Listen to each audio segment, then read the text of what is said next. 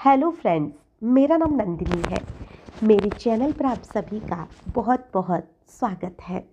आज हम बात करने वाले हैं चेहरे की चमक बढ़ाने को लेकर। जी हाँ, हर इंसान चाहता है कि उसका जो चेहरा है बस वो चमकता रहे, जो भी देखे उसकी नज़रें उसके ऊपर से हटे ही नहीं। और कहा जाता है ना कि फर्स्ट इम्प्रेशन लास्ट इम्प्रेशन होता है, और सबसे पहला इम्प्रेशन चेहरे से ही तो पड़ता है। और अगर चेहरा चमकता हुआ रहेगा, बेदाग रहेगा, वो भी बिना किसी केमिकल के, तो इंसान का जो कॉन्फिडेंस है वो एक अलग ही आ जाता है। और चेहरे को सुंदर और चमकदार दिखाना तो हर इंसान का एक सपना होता है। तो आज हम बात करने वाले हैं कि चेहरे की चमक को बिना किसी केमिकल के हम कैसे बढ़ा सकते हैं। तो आज मैं आपको ऐसी चीज़ें बताने वाली हूँ जो कि बिल्कुल केमिकल रहित है, बिल्कुल केमिकल फ्री है। और इन सारी चीज़ों से जो आपका चेहरा है वो इतना ज़्यादा चमक जाएगा कि आप खुद यकीन नहीं कर पाएंगे कि ये आप ही का चेहरा है क्या।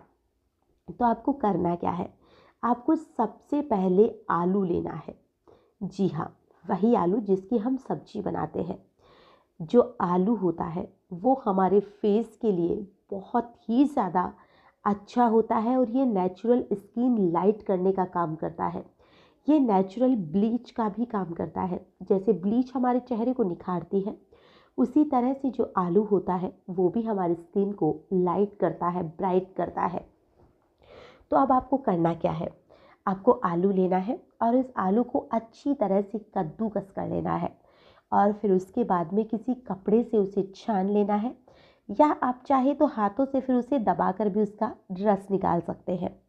और जो आलू होती है उसमें सबसे सीक्रेट चीज़ होती है कि आलू को फेस पर लगाने से ये स्किन को जल्दी से बुढ़ा भी नहीं होने देती है।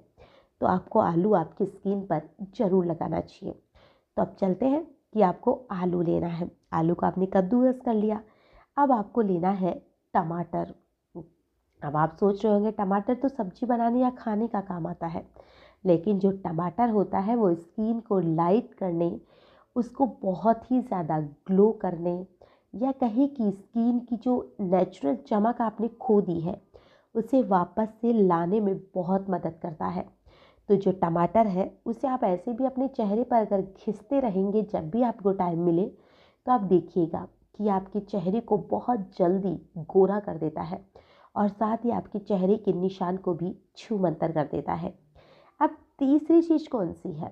तीसरी चीज़ है मुल्तानी मिट्टी। जी हाँ, मुल्तानी मिट्टी के बारे में आपने सुना होगा कि हमारी दादी हो, नानी हो, या जो भी बुजुर्ग लोग थे वो उसे सर धोया करते थे और साथ में ही अपने चेहरे पे भी इसका लेप लगा लिया करते थे।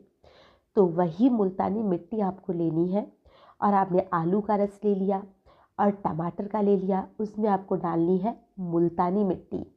और फिर आपको डालना है नींबू का रस, और साथ में ही आपको इसमें डालना है थोड़ा सा गुलाब जल और थोड़ा सा बेसन।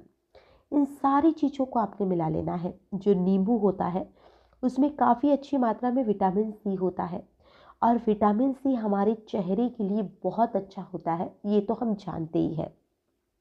और चेहरे के लिए क्या, विटामिन सी को अगर हम खाते हैं तो इससे हमारे चेहरे पर एक अंदरूनी ग्लो आता है। यानी कि विटामिन सी को खाने से जो नेचुरल ग्लो होता है वो हमें मिलता है। तो हमें विटामिन सी ज़रूर से खाना चाहिए। लेकिन अगर किसी के पिंपल्स है तो वो नींबू को थोड़ा अवॉइड कर सकते हैं, क्योंकि उससे उनके स्किन पर जलन हो सकती है।